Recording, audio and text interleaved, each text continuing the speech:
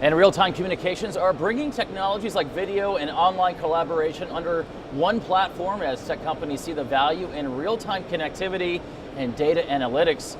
TI now continues its coverage of Mobile World Congress 2015 with the Chief Executive Officer of Sinus, Ray Dolan. And Ray, welcome to the program. Thanks, Abe. It's nice to be with you today. Thanks for being here. It wasn't long ago that Sonos was advancing voice over IP. What changed in the industry to cause you to focus on more advanced communications technologies? Well, great question, Abe. Thanks. We were born in 1998, 99, and if you go back to that era, the telecom bubble, one of the hottest technical ideas was whether or not voice could run over an internet protocol, which turned into what people now call voice over IP. Sinus went after that challenge along with a number of other large companies, and we nailed it. In fact, our gateway architecture proved the technical thesis, and it became the de facto platform for voice over IP. What made it commercially relevant, Abe, was that the profit pool at that time, which was the long distance part of communications networks, was rapidly being bundled with access, mostly by the wireless players that are all around us today here at this show. And so what was the principal profit pool that was funding access before long distance went to almost zero over the next decade as access became the principal profit pool in mobility. What Sinus was able to do was to scale long distance so well technically that it was commercially viable for people to become increasingly competitive in wholesale long distance. So that's where we grew up. The good news is we were world class at it. The bad news is voice kind of became passé. What most people think is that voice is not an investment thesis. Well, it is. Try being in the communications business without being in the voice business. It's impossible.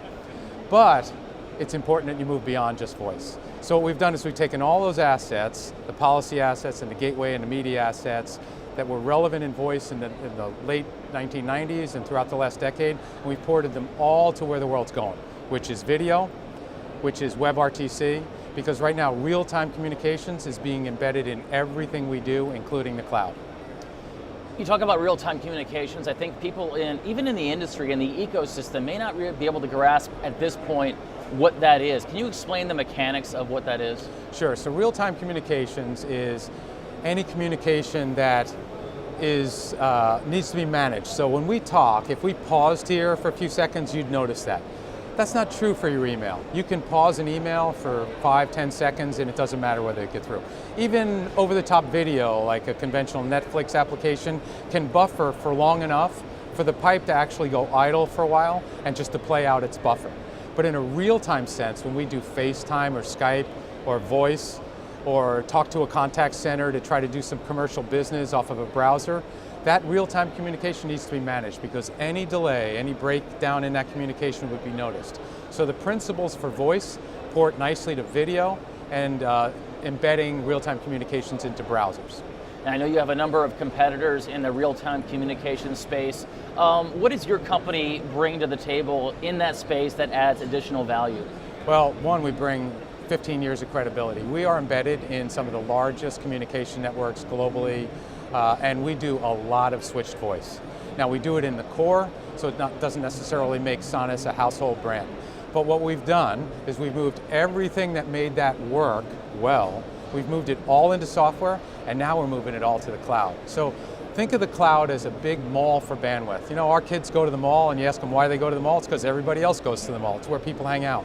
Well, all of the biggest pipes meet in data centers, which we call the cloud. That's where all the storage meets. That's where all of our pictures are stored and where everybody downloads their software. Now, it is a massive mall, but it's a mall that does best efforts traffic, not the real-time traffic. It's got an incredible cost structure. So the cost structure of IT networks is about 1/10 the cost structure to move a bit of information that the telco networks are. So we need to move the real-time complex, which lives in telephone companies right now, into the IT complex, which has the favorable cost structure. Here's the challenge. We need to move the resiliency and security and quality and scalability of the telco complex into that cloud architecture. Sinus grew up in the telco architecture, but has the chops to move all of that into the IT architecture so that you get the best of both worlds. You get the cost of the cloud and the resiliency and security of the telco architecture. That's what we've done. Everything's in software, everything's moving to the cloud, and we're moving the service providers and the web scale players into one unified communications architecture.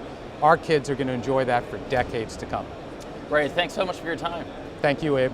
And for our continued coverage of Mobile World Congress 2015, please go to tinow.org.